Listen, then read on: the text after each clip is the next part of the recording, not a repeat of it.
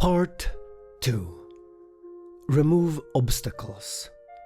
Create new pathways. In the previous video, we learned two important things to avoid when making manifestations. 1. Do not acknowledge your current predicament. And 2.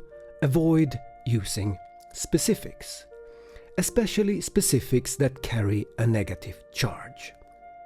Specifics are not bad per se, but unless you know 100% what the words you use actually mean, avoid. Your sudden hair loss might be connected to a severe allergic reaction. And while that might be true, the allergic reaction is only the result of a deeper underlying cause. And it might take you years to figure that one out. By giving specifics, you might be giving the wrong instructions. Hi, my name is Carl and I am not AI. This is based on personal experience and the voice you're hearing is not generated by AI. I will sometimes slip up and mispronounce words. A huge issue for most of us, myself included, is that we are AZ people, not A to Z. We know where we are, and we see where we want to be. Then skip everything in between. All the B's, C's, D's, E's, etc. Manifesting desires that are currently not in your world is not an impossibility, but depending on how far away it is, it might prove hard or even unlikely to happen. Let me give you a metaphor. You are living in a house on a mountain. You call a big internet company as you would like to have internet installed. The salesperson is excited and starts telling you about all the packages they offer. After a while, you settle on the big premium high-speed internet with TV, 4K super resolution, streaming and all the extras. The salesperson then asks you where you live. You tell them the county and the name of the town, and she replies enthusiastically that yes, indeed, they have excellent coverage over there. You then say that you live a bit off the center, and she says that's not the problem. They have stations all over the place. Could you give me the exact address, please? But you don't have an address. Your house lives basically off the grid, and to get there you have to walk a small forest path for about 15 minutes. The salesperson gets your exact coordinates and says, "Oh boy, this will require a lot of work." Not only do they need to put up connecting stations, they also need to clear out a part of the forest to create a small road. It's doable, but it's not something that can be done by a flip of a switch. While the actual work to get the internet into your house might just be a couple of days, getting everything into place might take months, or most likely the better part of a year. Before the cable can finally be connected to your house, many other requirements have to be met. You thank the salesperson and hang up. From now on, there might be movement and irregularities you might notice in your surroundings, but none will give you any tangible results. You will spot a van with the internet company's logo on it in town, but no internet in the house. Useless internet company, you muttering to yourself, and in the coming weeks and months you lose hope and eventually give up. Not knowing the internet company have been quietly working all this time to connect you. They expanded their stations, talked to the local county to see if they have an obligation to fix up the road for them. Again, you might have seen their vans in the city, but since nothing happened, you thought they ignored you. There might also have been other vans moving around. belonging to other contractors that was hired by the internet company that you never noticed. We want to manifest fortune, true love, reliable friends, and a fulfilling job.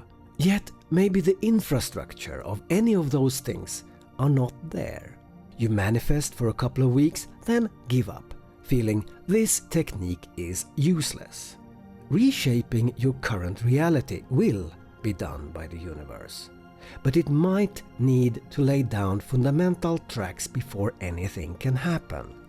I firmly believe what Jason of Archaics is talking about here, that we are the architects, not the primary builders. Divine help follows human effort, or more widely known, God helps those who help themselves. Those are words you should keep close to your heart.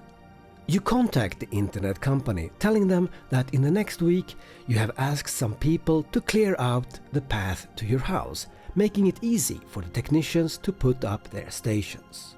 You speak with the electric company to see if their existing infrastructure can be used for the internet. You check and see if there is any neighbor that has internet, maybe from a different provider. While most companies are competitors on a corporate level, but on the ground, they are often collaborating to solve practical problems, especially structural problems. Or you take a walk to your closest neighbor and have a chat.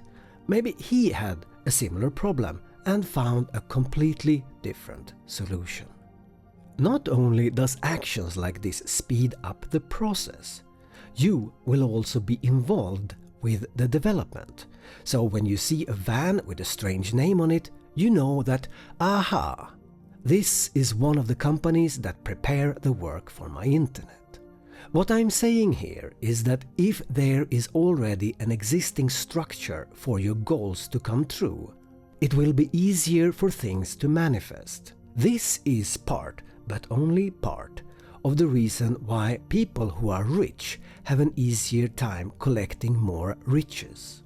If your structure is already ready for jobs that will net you millions, the resistance will be much lower than if you are homeless and don't even have a bank account.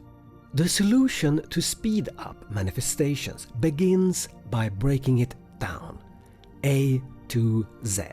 What things are needed to be in place for your wishes to happen? What are the hurdles you can identify? Find out what you can do. Then start working on getting to each step by step. Not only will the universe meet you halfway, but you're also doing something I'll discuss in my next video, which absolutely changes everything. Before I let you go, there is one more aspect of why methodically pushing things along step by step has a much deeper value. Let's say you want to be fit and look like a human version of a Lamborghini. If you show at home one day with new tight clothes and a completely sports-centric attitude, your family will probably think you're having a nervous breakdown. He's gone nuts. Whether we see it or not, we are all caught in the net of others people's expectations of us. If we move too quickly, that disturbs the balance and people will start looking at you with suspicion. Remember the city-bending scene in Christopher Nolan's Inception? When the girl architect is reshaping the city too quickly and without restraints, creating impossible geometric shapes of skyscrapers and roads. Its subconscious inhabitants started to look at her with distrust and even hostility. It's a great scene, completely illustrating the problem of doing too much too rapidly. You can absolutely do it, but it will create additional resistance.